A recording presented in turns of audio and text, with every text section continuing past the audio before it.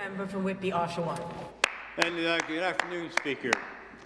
50 years ago, the Honourable William Davis said, "The new era is golden with promise, if only we prepare in time for it."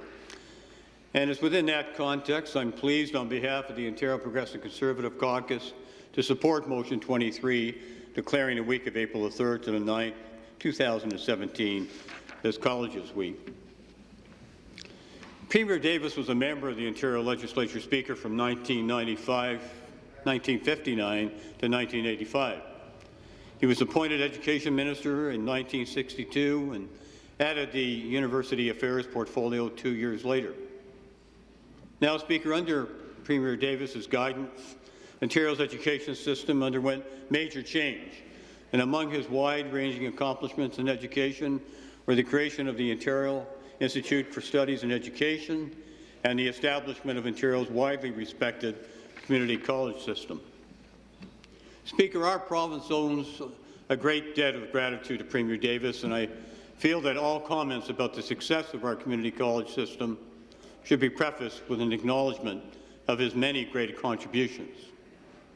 Speaker, in my role as the official opposition critic for advanced education and skills development, I've had the great honour of visiting many of our community colleges across Ontario during the spring and summer. And I've heard their issues and concerns and suggestions for improvement. And I've also learned of their accomplishments. And we've had great conversations about closing the existing skills gap in this province, about funding for new programs and facilities, and about issues of concerns to students' associations. But, Speaker, what's clear from all of these meetings, I've come away with a renewed sense of the importance that community colleges play within the higher education framework. And Ontario's community colleges produce graduates with advanced skills essential to the manufacturing sector. And the demand for business graduates from Ontario's colleges is growing. Recently, Speaker, the Chief Executive Officer of the Ontario Chamber of Commerce said that colleges are vital human capital generators, and human capital is Ontario's greatest comparative advantage in the global economy.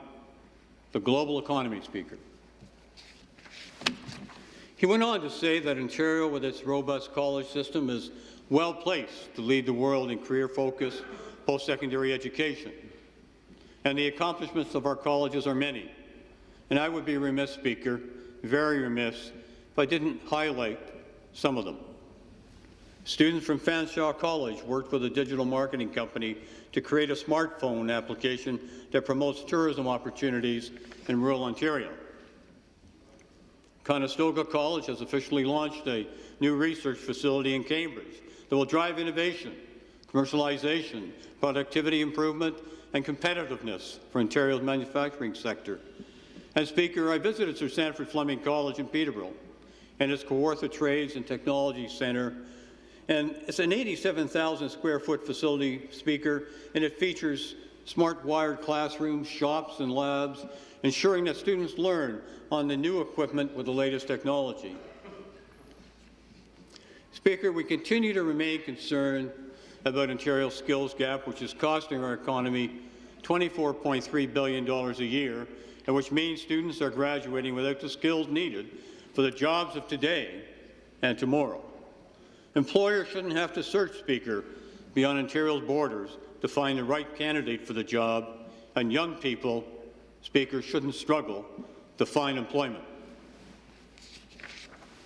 We believe, Speaker, that the government can do a better job in supporting the community college system founded by former Ontario PC Premier Bill Davis, which plays such a pivotal role in addressing this skills gap. Speaker, we'll continue to advocate for an education system that graduates students for the jobs of today and tomorrow.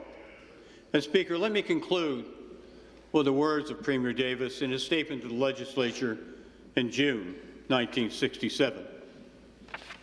As they were appropriate in 1967, and as I stand here today, they're appropriate for the discussion we're having. I believe that the proposed legislation for colleges must be viewed in the light of the economic and social demands, not only of today, but of tomorrow.